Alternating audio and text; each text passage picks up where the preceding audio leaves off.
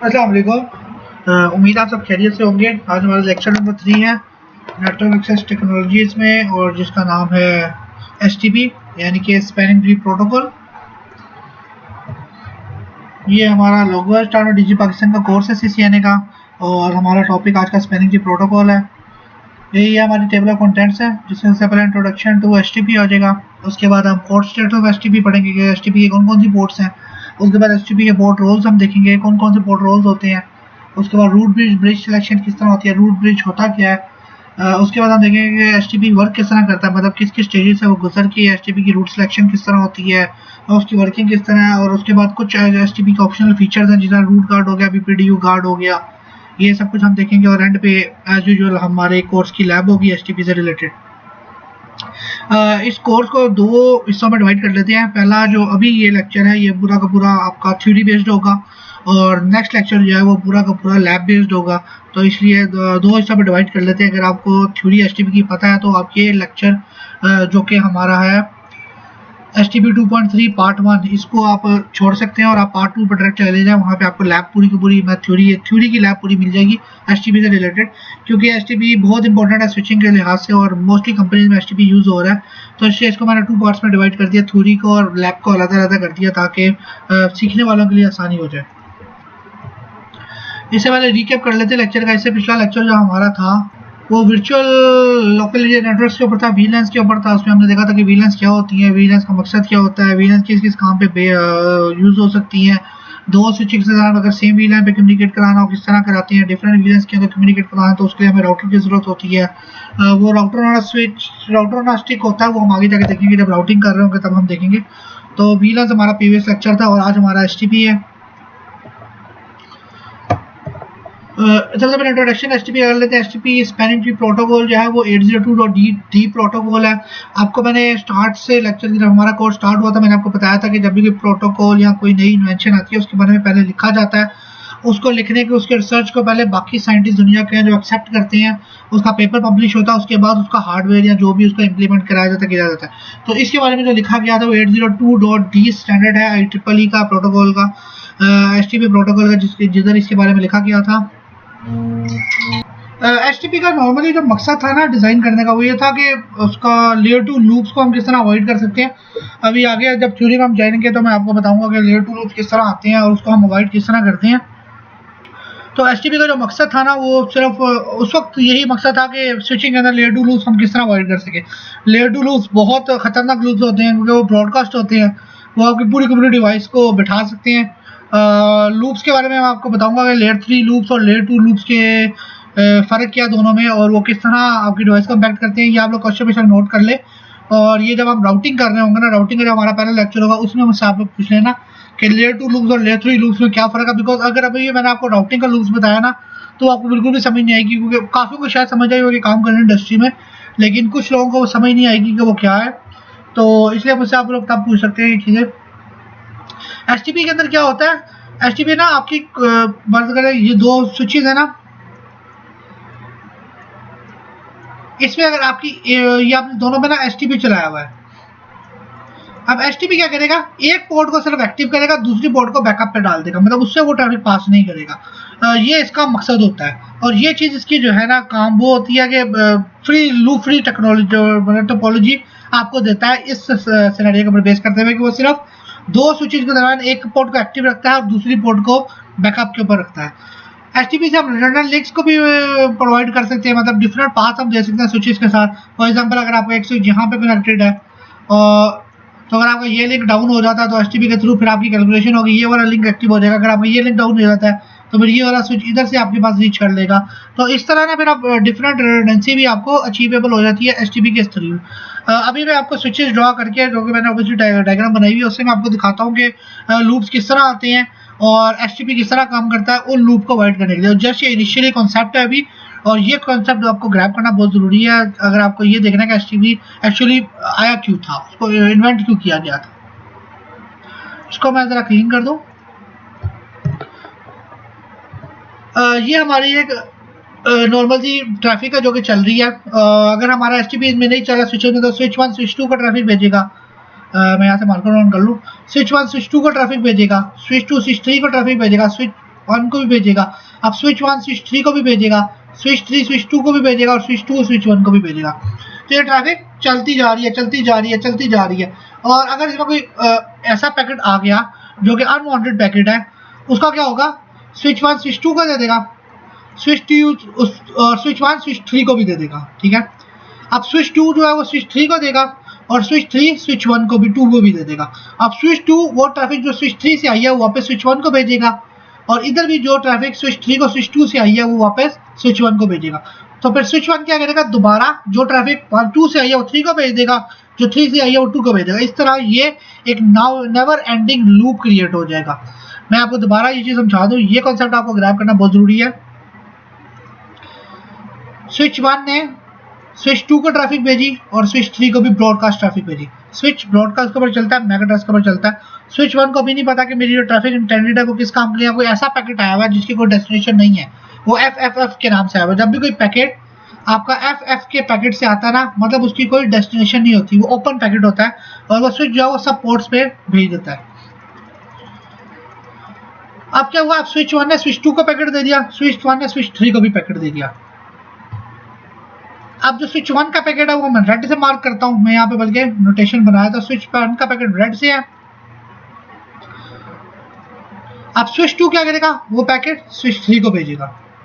HTP का एक rule होता है कि जिस पोर्ट से उसको पैकेट मिल रहा हो ना डिवाइस को, उस पोर्ट में वो दोबारा पैकेट नहीं भेजता, बाकी अल्टरनेट जितने भी उसकी पोर्ट्स हो उस पर वो ट्रैफिक भेज देता। फॉर एग्जाम्पल ये एक स्विच है, इधर आपकी 1 2 3 4 5 पोर्ट्स कनेक्टेड है।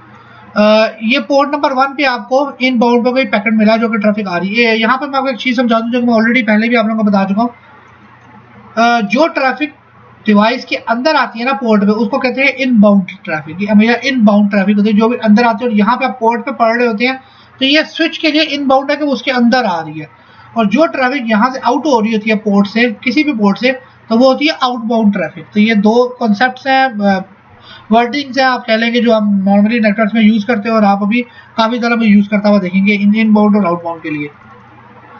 तो ये ट्रैफिक जो इनबाउंड में स्विच को आ रही है, अब ये स्विच जो है इसने ये ट्रैफिक ये जो यहाँ से इस पोर्ट नंबर 1 से ट्रैफिक आई है बाकी सब पोर्ट्स पे देनी है, वो इस पोर्ट पे सिर्फ नहीं भेजेगा क्योंकि जिससे उसको रिसीव हुई है, बाकी सब पोर्ट्स पे वो आउटबाउंड पे ट्रैफिक भेज देगा। ये है स्विच का मैकेनिज्म कि स्विच किस तरह चलता है। अब आ जाए यहाँ पे, स्विच 1 ने स्विच 2 को ट्रैफिक भेजी और स्विच 1 ने स्विच 3 को भी ट्रैफिक भेजी। अब स्विच 2 ने वही ट्रैफिक स्विच 3 को भेज दी और स्विच 3 ने वही ट्रैफिक स्विच 1 को भेज दी, ठीक है। अब स्विच 2 के पास जो ट्रैफिक स्विच 3 से आई है वो स्विच 3 को वापस नहीं देगा, जबकि वही ट्रैफिक वो उठा के स्विच 1 को वापस भेज देगा। सॉरी, वही ट्रैफिक वो उठा के स्विच 1 को वापस भेज देगा। अब यहाँ भी आए, स्विच 2 ने जो ट्रैफिक स्विच 3 को भेजी थी, स्विच 3 ने स्विच 2 को वो ट्रैफिक वापस नहीं भेजनी, बट स्विच 3 ने वो ट्रैफिक उठा के स्विच 1 को भेज देनी है, बिकॉज उसके लिए वो ट्रैफिक स्विच 2 से आई है और स्विच 1 से वो ट्रैफिक नहीं आई। इसमें कोई वो हिस्ट्री वाला काम नहीं होता कि स्विच 3 जो वो याद रखेगा कि हाँ ये पैकेट वही पैकेट है जो स्विच 1 ने मुझे भेजा था, या स्विच 2 कहेगा कि भाई हाँ ये वही पैकेट है जो मुझे स्विच 1 ने भेजा था, उसको मैंने आगे नहीं भेजा। ऐसा कोई स्टोरी नहीं है, इस तरह की कोई स्टोरी नहीं है। जो उसको पैकेट मिला है वहां पे वो नहीं भेजेगा, आगे वो भेज देगा। अब स्विच 1 के पास दोबारा पैकेट आ गया दो जगह से, स्विच 2 से भी आ गया और स्विच नंबर 3 से भी आ गया। अब स्विच 1 क्या करेगा, जो स्विच नंबर 3 से उसको पैकेट मिला है वो वापस स्विच नंबर 2 पे भेज देगा, और जो पैकेट उसको स्विच नंबर 1 से मिला है वो पैकेट वो स्विच नंबर 3 से भेज देगा। तो ये एक नेवर एंडिंग लूप हो जाएगा। अभी दोबारा आप स्टेप नंबर 1 पे चले गए जहाँ पे स्विच 1 ने रेड में दोनों को एक एक पैकेट भेजा था, स्विच 2 और स्विच 3 को। तो ये जो लूप होता है ना स्विचिंग के अंदर, लेयर 2 लूप जो होता है वो नेवर एंडिंग होता है। लेयर 3 लूप को मैं यहाँ बता दूं, उसमें ना TTL वैल्यू होती है लेयर 3 लूप में, वो आपकी जब एक्सपायर होता है तो पैकेट डिस्कार्ड हो जाता है। लेकिन इसमें ना उस तरह का कोई हिसाब नहीं होता, इसमें वो पैकेट घूमता रहेगा घूमता रहेगा घूमता रहेगा। आपकी डिवाइसेज एग्जॉस्ट होती रहेंगी, ये डिवाइसेज जितने भी है वो एग्जॉस्ट होती रहेंगी आपकी सारी की सारी। स्विच 1 भी एग्जॉस्ट हो जाएगा, CPU हाई हो जाएगा, स्विच 2 की भी CPU हाई हो जाएगा, स्विच 3 का भी CPU हाई हो जाएगा। एज अ रिजल्ट आपको क्या होगा, आपका जो नेटवर्क है वो कंप्रोमाइज हो जाएगा, आपकी ट्रैफिक गिर जाएगी, या आपके स्विचेस हैं वो पूरी कैपेसिटी पे काम नहीं कर सकेंगे, पोर्ट्स ऑलरेडी अनआइडेंटिफाइड ट्रैफिक से चौक रहेगी, और आपकी जो एक्चुअली ट्रैफिक है वो ड्रॉप होना शुरू हो जाएगी, और आपका काफ़ी ज़्यादा मसला शुरू होना शुरू हो जाएगा। इस सिनेरियो को जहन में रखते हुए आपकी फिर टेक्नोलॉजी आई थी जिसको आप कहते हैं स्पैनिंग ट्री प्रोटोकॉल। अब स्पैनिंग ट्री प्रोटोकॉल में क्या होता है वो मैं आपको बताता हूँ अगली डायग्राम में।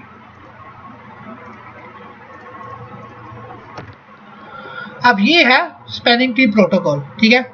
इसमें एक चीज आपने अभी कॉन्सेप्ट वो आगे मैं आपको बताऊंगा रूट गार्ड्स और बीटू गार्ड्स का, उसमें ये होता है, उसमें जो रूट गार्ड होता है ना, रूट पोर्ट जो होती है, रूट स्विच आप कह लें, उसकी सारी पोर्ट्स फॉरवर्डिंग स्टेट में, मतलब डेजिग्नेटेड स्टेट में होती है, वो फॉरवर्ड करेंगे ट्रैफिक। इस डायग्राम में ये जो स्विच नंबर 1 है ना, ये रूट स्विच है, आर, इसको हम कहते हैं आरएस। ये मेरा सिस्टम थोड़ा सा स्लो चल रहा है, एक मिनट, ठीक है।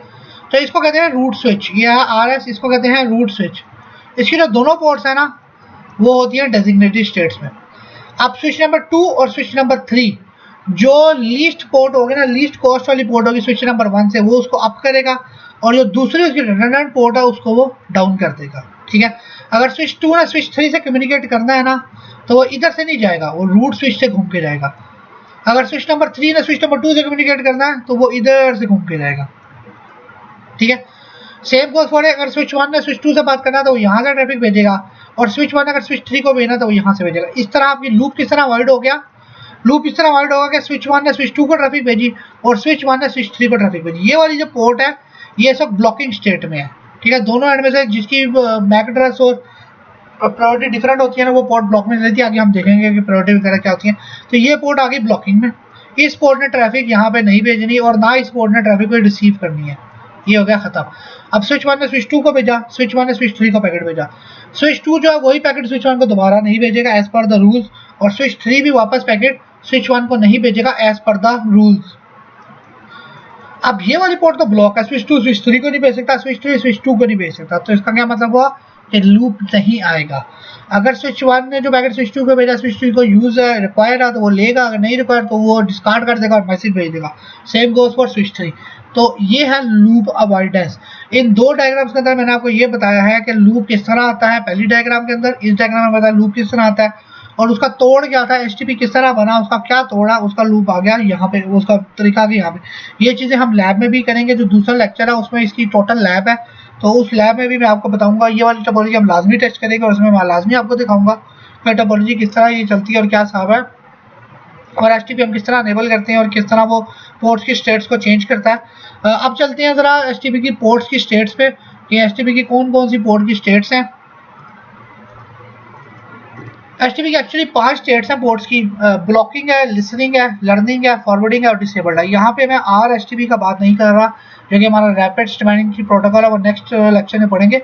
अभी हम सिंपल एसटीपी की बात करें, जो कि सिंपल एक स्पैनिंग ट्री प्रोटोकॉल लॉन्च हुआ था 802.d था, यस। तो उसमें जो सिंपल था एक आपका लॉन्च हुआ था एसटीपी, वो उसकी 5 स्टेट्स हैं, ब्लॉकिंग है, लिसनिंग है, लर्निंग है, फॉरवर्डिंग है, डिसेबल है। जब आपका एक स्विच ऑन होता है ना, उसकी सारी की सारी पोर्ट्स ब्लॉकिंग स्टेट में होती हैं। उसके बाद सबसे पहले ना पोर्ट्स लिसन करना शुरू करती है। आप थ्योरी भी पढ़ सकते हैं, the switch will go into the blocking state at the time of election process when a switch receives the BPD on the port that indicates path to the root bridge if the port is not a root port or a designated port। ये आपको ये बता रहा है कि आपकी जब election हो रहा था, सारी की सारी पोर्ट इनिशियली आपकी ना ब्लॉकिंग स्टेट में होती है बिफोर द इलेक्शन। एक एसटीपी का इलेक्शन होता है, वो इलेक्शन में आपको अभी आगे थोड़ा सा चल के बताता हूँ।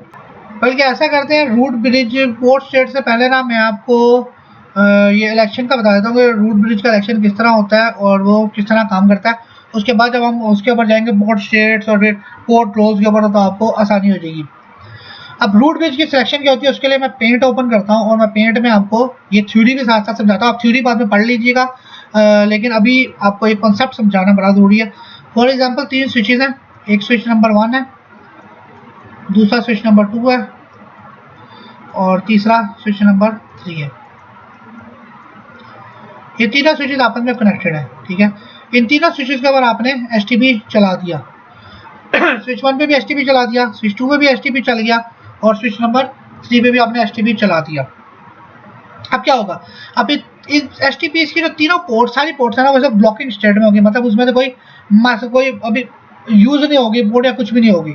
अब इसमें ना एक टर्म यूज होती है जिसको हम कहते हैं ब्रिज आईडी, ठीक है, हम एक टर्म होती है उसको कहते हैं ब्रिज आईडी। अब ब्रिज आईडी ना दो चीजों का मिलके बनती है, एक होती है प्रायोरिटी और दूसरा होता है मैक। ये दोनों चीजें मिलके आपकी एक ब्रिज आईडी बनाती हैं। ये ब्रिज आईडी ही सारा गेम प्ले करती है रूट स्विच के सिलेक्शन में और या रूट ब्रिज की सिलेक्शन में, ये ब्रिज आईडी का सारा काम होता है। अब क्या होता है, सबसे पहले तीनों का आप एसटीपी एनेबल करेंगे इसके अंदर, ठीक है, ये तीनों के पोर्ट ब्लॉकिंग के अंदर है, तो ये ना इलेक्शन फिर हो रहा होगा तीनों के दरमियान। इलेक्शन क्या हो रहा होगा, ये तीनों एक दूसरे से ना कंपेयर कर रहे होंगे ब्रिज आईडीज को, मतलब कि प्रायोरिटी को और मैक एड्रेस को कंपेयर कर रहे होंगे। किसके थ्रू करते हैं, वो होता है बीपीडीयू गार्ड। अब बीपीडीयू गार्ड का होता है, मैं पहले आपको वो बता देता हूँ, सॉरी मैं वो टर्म बीपीडीयू गार्ड कह रहा हूँ, बीपीडीयू गार्ड में तो बीपीडीयू पैकेट्स होते हैं। वो पैकेट्स क्या करते हैं, वो ना इलेक्शन प्रोसेस को कामयाब बनाने के लिए कामयाब बनाने के लिए अपना रोल प्ले करते हैं। जिस तरह आपके इलेक्शंस हो रहे हो, जब कंट्री में पाकिस्तान में इलेक्शंस हो रहे होते हैं, तो हमारा इलेक्शन कमीशन का ऑफिसर जो कि सारे को प्रिसाइड करता है और सारे को इलेक्शन को साफ शफाफ जो भी बनाने के लिए काम करता है। तो मैं ये बता रहा था बीपीडीयू पैकेट्स होते हैं कि इलेक्शन कमीशन का ऑफिस होता है, वो पूरा प्रिसाइड करता है इलेक्शन को और वो कामयाब बनाने के लिए, जिस तरह भी इलेक्शन होते हैं उनको सक्सेसफुल बनाने के लिए। अब यहाँ आपकी सिलेक्शन में जो कि आपका प्राइम मिनिस्टर की सिलेक्शन में बड़ा रोल प्ले करता है, उसी तरह आपका बीपीडीयू पैकेट्स होते हैं जो कि आपके इस पूरे नेटवर्क स्ट्रक्चर में आपको जो रूट गार्ड है या रूट ब्रिज है, आरबी जिसको हम कहते हैं, रूट ब्रिज को, उसकी सिलेक्शन के अंदर बड़ा रोल प्ले करता है। इसमें क्या होता है, स्विच नंबर 1, स्विच नंबर 2 और स्विच नंबर 3 ना अपनी ब्रिज आईडीज को कंपेयर करेंगे और वो किसके थ्रू कंपेयर करेंगे, बीपीडीयू पैकेट्स के ऊपर कंपेयर करेंगे। तीनों स्विचेस की जो ब्रिज आईडीज है वो बीपीडीयू एक दूसरे से लेगा, एक दूसरे को देगा और शेयरिंग करेगा। उसके बाद जिसकी प्रायोरिटी, अब जिसकी ब्रिज आईडी जो है वो लोवेस्ट होती है ना, वो आपका रूट ब्रिज बन जाता है। अब यहाँ पे एक कॉन्सेप्ट आपको बड़ा याद रखने की जरूरत है कि हर एक का ना मैक एड्रेस डिफरेंट होता है, तो मैक एड्रेस एज ना टाई ब्रेकर आता है। फॉर एग्जांपल अब पहले हम ये देख लेते हैं कि हमारी प्रायोरिटी सबकी लो है। फॉर एग्जांपल इसकी जो प्रायोरिटी होती है ना वो 4096 के मल्टीपल्स में होती है, मतलब 1 2 3 4 नहीं रख सकते। प्रायोरिटी होती है 4096 होती है या उसका मल्टीपल होती है 4096 इंटू 2, 4096 इंटू 3, इसके हिसाब से होती है।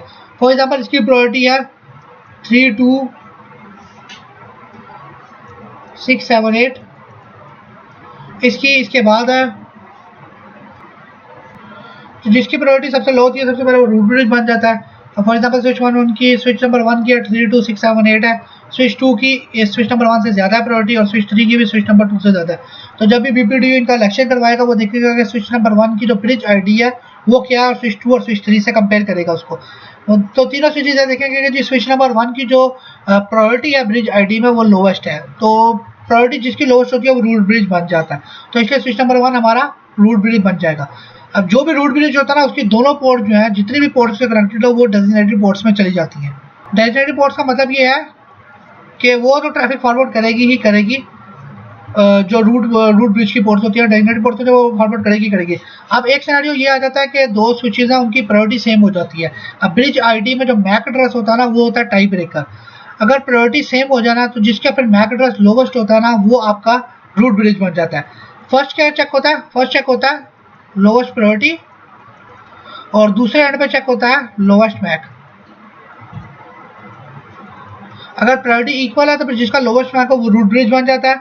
अगर प्रायोरिटी किसी की एक की लो है बाकी दो से बेशक बाकी दो की सेम हो लेकिन वो स्विच नंबर 1 से ज़्यादा हो तो वो फिर लोवेस्ट मैक के ऊपर नहीं जाता, वो जिसकी प्रायोरिटी लेस होती है वो रूट ब्रिज बन जाता है। ये तो है रूट ब्रिज के सिलेक्शन कि रूट ब्रिज का इलेक्शन या किस तरह होता है और रूट ब्रिज की सिलेक्शन किसकी बेसिस पे होती है। इसी से आगे रिलेटेड अभी बाकी चीज़ें मैं आपको बताता हूँ। अब थ्योरी में मैं आपको एक चीज़ ये बता देता हूँ यहाँ पे कि root bridge of spanning tree is the bridge with the smallest bridge ID होती है। Each bridge has configure priority number और मैक एड्रेस होता है। मैंने आपको बता दिया कि दो चीज़ें होती हैं, प्रायोरिटी होती है मैक एड्रेस होता है। अब अगर किसी एक की प्रायोरिटी 32768 है और उसका मैक एड्रेस ये है तो उसकी प्रायोरिटी बन जाएगी 3276802, जो मैक पहले आ जाएगा। सॉरी प्रायोरिटी पहले आएगी, फिर डॉट लग के फिर मैक एड्रेस आ जाएगा। तो ये इस बेसिस पे पूरा पैकेट ट्रैवल करता है और तीनों एक दूसरे से ये चीज़ें शेयर करते हैं। ये वाला पैकेट तीनों वैल्यू तीनों एक स्विचेज एक दूसरे से शेयर करते हैं और फिर प्रायोरिटी को मैप किया जाता है। जब प्रायोरिटी इक्वल अगर किसी दो स्विचेज की तो फिर मैक एड्रेस को देखा जाता है। ब्रिज की जो डिफॉल्ट प्रायोरिटी है वो 32768 होती है। ब्रिज आईडी या 4096 के मल्टीपल्स में ले सकते हैं। हवावे का अपना मैकेनिज्म है, वो मेरे ख्याल से 2048 या 3096 को लेता है। सिस्को का अपना है, जूनिपर का अपना है। कैलकुलेशन के ऊपर एचटीपी बेस तीनों की सेम है, तीनों सेम तरीके से चलते हैं, तीनों में सेम ब्रिज आईडी होती है, लेकिन थोड़ा मल्टीपल्स के अंदर इनका थोड़ा डिफरेंस होता है। प्रायोरिटी पोर्शन तक compared first and then MAC address compared only the priorities are equal. यही चीज़ मैंने आपको दिखाई है कि पहले प्रायोरिटीज को मैप किया जाता है, प्रायोरिटीज अगर इक्वल होती है उसके बाद मैक एड्रेस को देखा जाता है और रूट ब्रिज की सिलेक्शन की जाती है। अगर आप में से किसी ने बीजीपी का काम किया तो बीजीपी में आपने देखा होगा कि कितने ज़्यादा एट्रीब्यूट्स हैं पाथ सिलेक्शन के, तो उसमें कोई ना कोई टाइप ब्रेकर लाजमी होता है। अगर टाइप ब्रेकर कोई ना हो तो एंड में तो आईपी एड्रेस के ऊपर उसकी सॉर्ट आउट कर दी जाती है। इसलिए इसके अंदर भी एक यूनिक पैरामीटर इन्होंने डाला है जो कि है मैक एड्रेस। और मैक एड्रेस आपको पता है कि सबका यूनिक होता है और मैं ऑलरेडी बता चुका हूँ कि मैक एड्रेस की बिल्कुल ही सब चीज़ें, इवन आपका कोई अगर हार्डवेयर है, कोई भी हार्डवेयर है, उसका एक अलग मैक एड्रेस यूनिक होता है।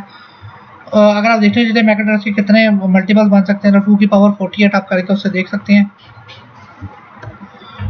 ये रूट ब्रिज सिलेक्शन का पूरी थ्योरी है कि इलेक्शन प्रोसीजर होता किस तरह है। इसलिए कि सारे स्विचेज हैं वो डिक्लेयर करते हैं कि वो रूट ब्रिज हैं। उसके बाद सब इलेक्शन प्रोसेस स्टार्ट होता है। बीपीडीयू के पैकेट्स होते हैं वो सबकी रूट ब्रिज के आईडीज को शेयर करते हैं एक दूसरे से। जिसकी लोवेस्ट प्रायोरिटी होती है वो आपका रूट ब्रिज बन जाता है। अगर आपकी प्रायोरिटीज देखें इस तरह, इस डायग्राम में आपकी प्रायोरिटीज तीनों की सेम है। आपकी इसकी प्रायोरिटी भी सेम है, आपकी इसकी प्रायोरिटी भी सेम है और आपकी इसकी प्रायोरिटी भी सेम है। इसका मतलब है कि प्रायोरिटी की बेस पे आपका रूट ब्रिज नहीं सिलेक्ट होगा। इसमें क्या तरीका है, इसमें आपका मैक एड्रेस देखा जाएगा। मैक एड्रेस में आप देख लें कि किसका लोवेस्ट है, जिसका लोवेस्ट मैक एड्रेस हो वो आपका रूट ब्रिज बन जाएगा। आप पहले डिजिट इसके 4 0 है, इसका 401 है और इसका 400030 है। अब इन तीनों में किसका मैक एड्रेस सबसे लीस्ट है आप देख सकते हैं। तो इसमें लोवेस्ट मैक एड्रेस जो है वो स्विच नंबर 1 का ही है। स्विच नंबर 1 क्योंकि इसका 0000 स्टार्ट में, इसका 00 ए है, उसका 0030 है। तो ये स्विच नंबर 1 जो है वो आपका रूट ब्रिज बन जाएगा। इसमें प्रायोरिटी के ऊपर नहीं बनेगा, मैक एड्रेस के ऊपर बनेगा। और जब आप कॉन्फ़िगरेशन हम करेंगे तो मैं आपको दिखाऊंगा प्रायोरिटी सेम करके कि रूट ब्रिज किस तरह चेंज होता है और प्रायोरिटी डिफरेंट करके भी हम रूट ब्रिज बना सकते हैं कि हम अपनी मर्जी से अगर किसी को चाहते हैं कि स्विच को रूट ब्रिज हो, जो कि हम ऑर्गेनाइजेशन में काम करते हुए लाजमी करते हैं कि हम किसी स्पेसिफिक रूट ब्रिज बनाने के लिए खुद मैनिपुलेट करते हैं वैल्यूज़ को। अब यहाँ पे मैं आपको एक चीज़ बता दूँ, अब जो रूट ब्रिज है ना, फॉर एग्जांपल ये हमारा रूट ब्रिज है, इसकी जो दोनों पोर्ट्स है ना वो हो जाएंगी डेजिग्नेटेड पोर्ट्स, मतलब वो ट्रैफिक फॉरवर्ड करेंगी ही करेंगी। नॉर्मली हमारी जो काम की पोर्ट्स होती हैं वो दो ही तरह की होती हैं, एक डेजिग्नेटेड पोर्ट्स होती है और एक रूट पोर्ट होती है। इसके अलावा हम इतना कोई काम करते नहीं है। तो ये दोनों आपकी डेजिग्नेटेड पोर्ट्स बन जाएंगी, स्विच नंबर ए की स्विच नंबर सी से और स्विच नंबर ए की स्विच नंबर बी से। ये दोनों आपकी डेजिग्नेटेड पोर्ट्स में बन जाएंगी जो स्विच ए कम्युनिकेट करेगा ए और बी से। अब जो डेजिग्नेटेड पोर्ट्स की ऑपोजिट पोर्ट्स होती है ना वो हमारी नॉर्मली रूट पोर्ट्स होती है। मतलब इस डेजिग्नेटेड पोर्ट की ये वाली ऑपोजिट है तो ये वाली हमारी हो जाएगी रूट पोर्ट बन जाएगी और ये भी हमारी बन जाएगी रूट पोर्ट। अब रहेगा ये वाली पोर्ट का हिसाब कि ये क्या है। अब इसमें हमारे पास यहाँ पे भी ऑप्शन है, यहाँ पे भी ऑप्शन है। अब दोनों साइडों पे ब्लॉकिंग किसी ना किसी एक जगह पे होती है। अब यहाँ पे फिर देखा जाएगा कि एक हमारी खास तौर पे यूज होती है जिसको हम कहते हैं रूट आईडी होती है, या आप कह सकते हैं कि रूट आईडी पोर्ट की रूट आईडी होती है जिसमें हम फिर दोबारा प्रायोरिटीज और मैक एड्रेस को कंपेयर करते हैं सिर्फ ये देखने के लिए कि कौन सी पोर्ट को ब्लॉक किया जाएगा और कौन सी पोर्ट को एक्टिव रखा जाएगा। इस प्रोसेस को देखने के लिए एक अलग आईडी होती है। वो आईडी मैं आपको अभी बताता हूँ कि वो किस तरह सेलेक्ट होती है, बल्कि उसको आप अभी थोड़ा सा रहने दो, जब हम RSTP करेंगे तब डिस्कस करेंगे। अब यहाँ पे अब ये देखना है कि अब तीनों स्विच की कॉस्ट क्या है। फॉर एग्जाम्पल ये 10 है कॉस्ट, इसकी 20 है और इसकी 30 है। अब आरपी तो हमने डिसाइड कर लिया कि भाई आरपी ये पोस्ट है, रूट पोर्ट है और ये रूट पोर्ट है। डेजिग्नेटेड पोर्ट ये जब हम रूट पोर्ट के रूल्स पढ़ेंगे ना, रोल्स पढ़ेंगे सॉरी, तो तब भी आपको बता दूंगा कि डेजिग्नेटेड रूट पोर्ट्स किस तरह सेलेक्ट होती हैं और किन किन बेसिस पे होती हैं। अब ये स्विच जो है ना, स्विच नंबर बी, इसके पास एक और पाथ है स्विच नंबर 1 पे जाने के लिए और वो है ये, और स्विच नंबर सी के पास भी पाथ है ये। अब ये वाला पाथ यूज नहीं होगा, क्यों नहीं होगा? क्योंकि इसकी कॉस्ट 30 है और फिर प्लस इसकी कॉस्ट 20 है, तो ये कितना हो जाएगा 50। और उसके बाद जो डायरेक्ट पोर्ट है उसकी कॉस्ट है 10, तो वो 10 को प्रेफर करेगा। जो लीस्ट कॉस्ट होती है ना, बेस्ट पाथ होता है, मतलब लीस्ट पार्ट होता है स्विच ए सी का ए तक पहुंचने के लिए, वो सिलेक्ट करेगा। सेम गोज फॉर दिस, कि स्विच बी ने अगर स्विच ए को पहुंचना है इस पाथ से तो वो 30 + 20 40 हो जाएगा, ये वो चूज नहीं करेगा क्योंकि उसके पास 20 का बेस्ट अवेलेबल पाथ है, तो उसको वो सेलेक्ट करते हुए रूट ब्रिज पे पहुंच जाएगा। अब ये 40 है और ये 50 है, तो जिसका अब ये 40 जो है ये लीस्ट है, ये ज़्यादा स्पेसिफिक है 50 से, तो ये 50 वाला है ना वो अपनी पोर्ट को ब्लॉक कर देगा। ठीक है, ये होता है हमारा पोर्ट ब्लॉकिंग का मैकेनिज्म। ये जब हम लैब्स में करेंगे ना तब भी मैं आपको मैनिपुलेट करके वैल्यूज दिखाऊंगा कि किस तरह हमारी पोर्ट्स की ब्लॉकिंग वगैरह होती है। ये तो सिर्फ एक कॉन्सेप्ट है, अब जरा थ्योरी के ऊपर आ जाते हैं। इस कॉन्सेप्ट को मैं आगे जाके एक बार दोबारा आपको सारा डिटेल से रिवाइज करूंगा डायग्राम के साथ, और एक आधी वीडियो भी मैं आपको दिखाता हूँ एनिमेशन वाली, जिसमें आपको ज़्यादा अंदाजा हो जाएगा कि ये रूट ब्रिज की सिलेक्शन यहाँ होती किस तरह, और डेजिग्नेटेड पोर्ट और जो हमारी रूट पोर्ट है वो किस तरह इलेक्ट होती है। अभी ज़रा थ्योरी देख लेते हैं इसकी हम, इसको मैं कर देता हूँ क्लियर। ये इलेक्शन प्रोसीजर की आपको थ्योरी तो मैंने बता दी। उसके बाद आ जाए एसटीपी की पोर्ट स्टेट्स के ऊपर 5 तरह की स्टेट्स होती हैं, ब्लॉकिंग है, लिसनिंग है, लर्निंग है, फॉरवर्डिंग है और डिसेबल्ड है।